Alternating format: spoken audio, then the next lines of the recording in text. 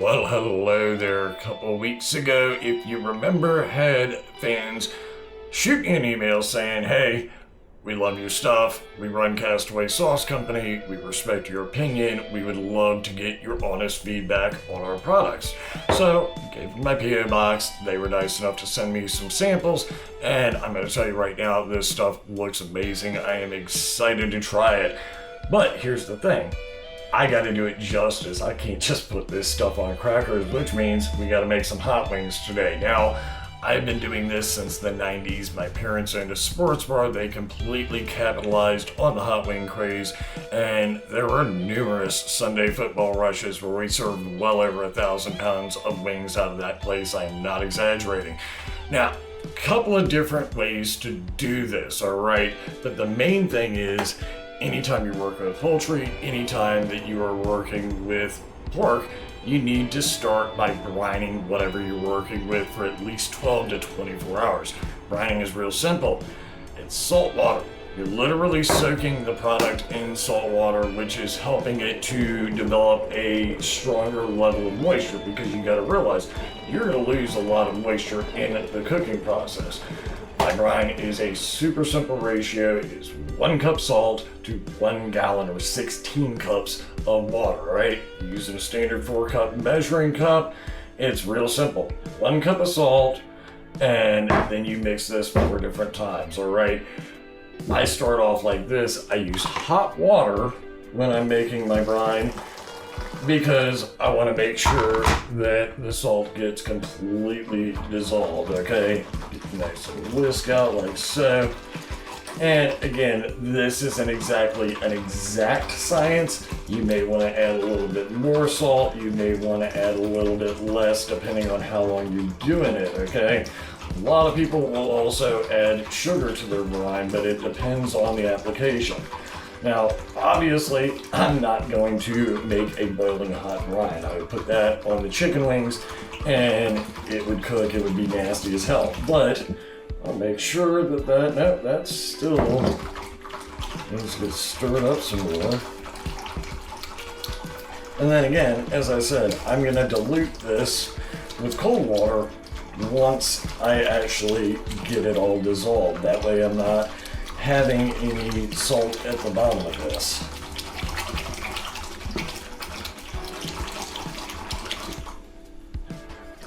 That is not wanting to fucking dissolve.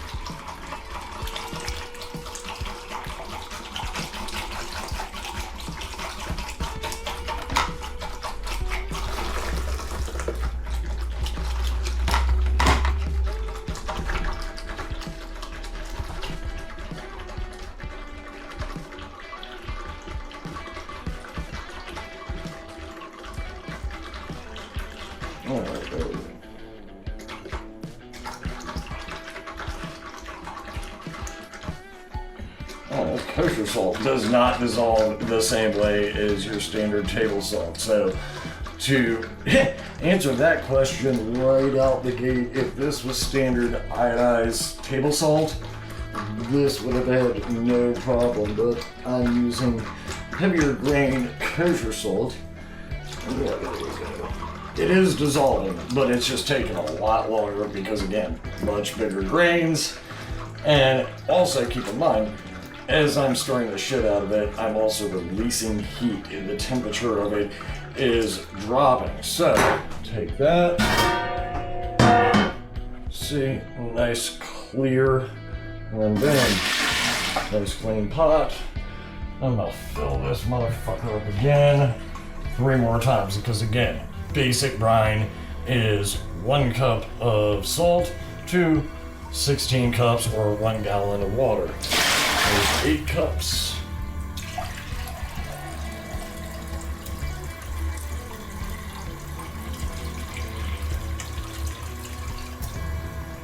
Cups.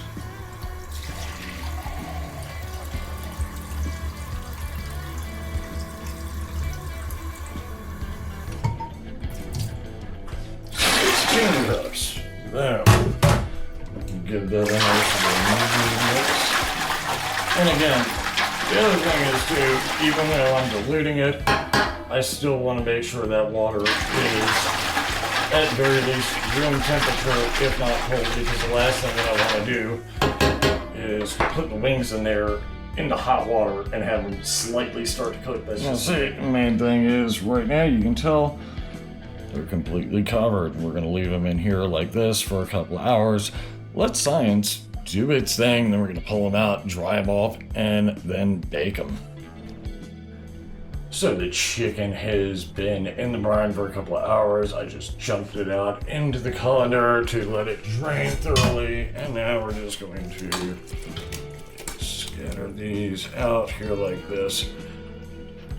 And like I said, a couple of different ways that you can do this.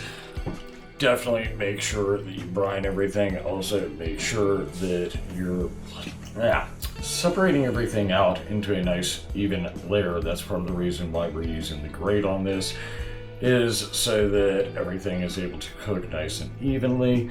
These things plumped up really nicely. Rinse my hands real fast.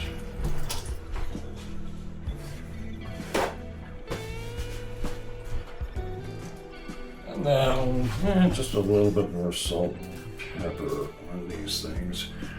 What the hell? Handy dandy pepper grinder. Don't want to over season them because, again, I want to be able to really taste the sauces that these fine folks were nice enough to send me. But I also love a good well done wing. So, take that. Head on over here. And we'll let those cook for, well, probably about 45 minutes to an hour.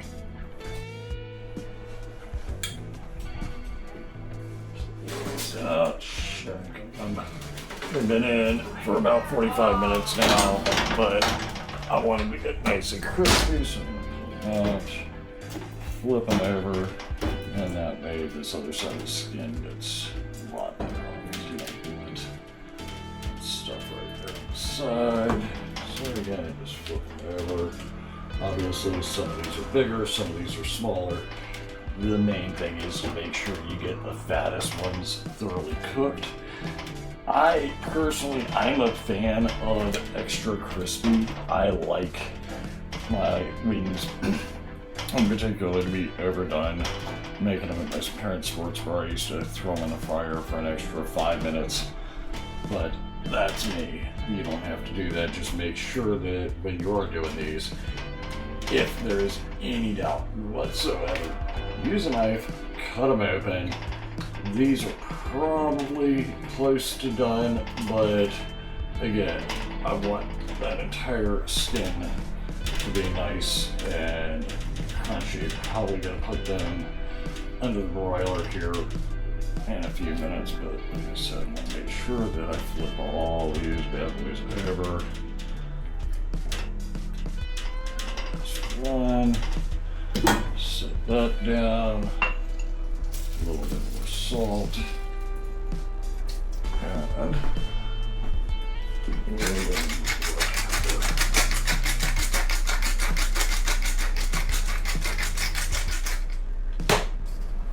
back open.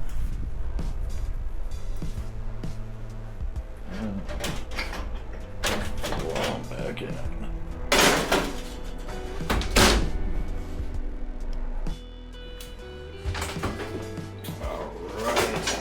Yeah, I'm happy with that. Those are nice. Nice crispy skin on these bad boys. Oh, hell yes. Oh, look at that. That's nice. Alright, so 4 different sauces, got 4 different wings. Let's break into these. First one we're gonna try is the falling iguana. I'm gonna give this a nice little shaky shake real fast. And it's probably not going to take a whole lot. I am not the type of dude that loves overly spicy stuff. I like a little bit more flavor, so let's see. So I don't know, oversaturated, nice dab. And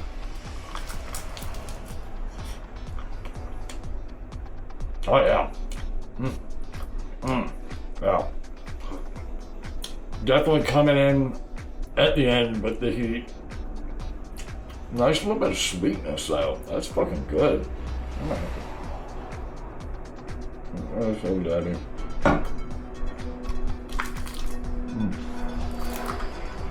Oh.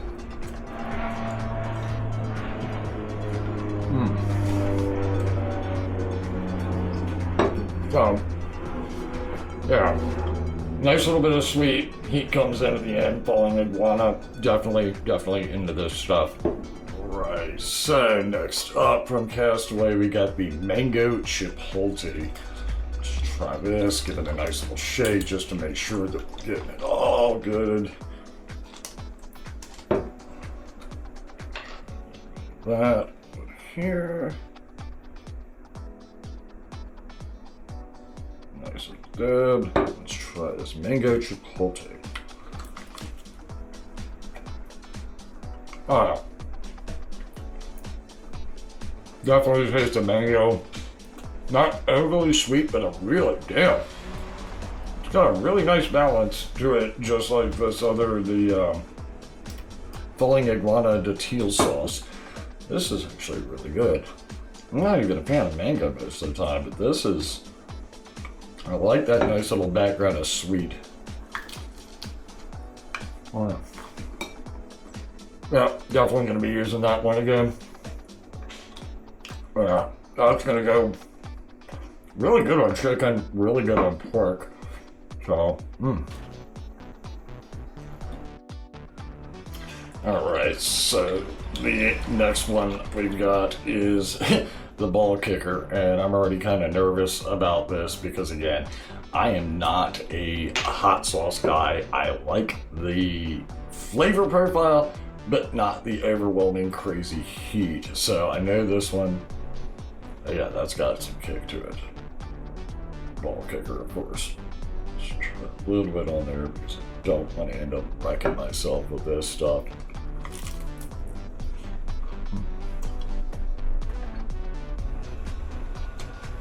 Okay.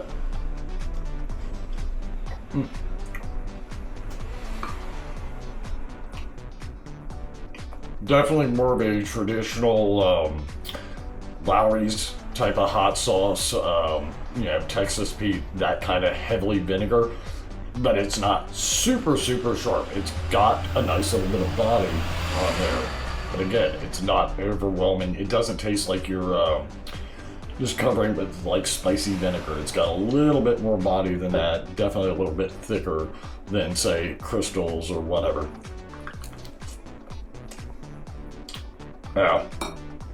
Yeah, that'll be going on some hash browns this weekend, definitely.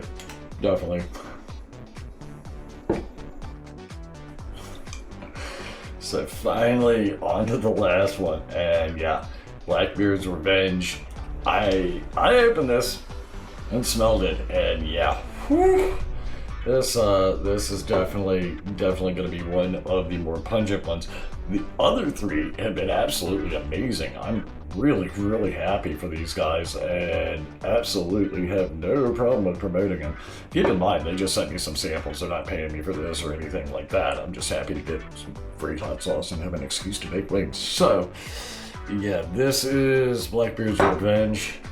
Pray for me. Yeah. Woo.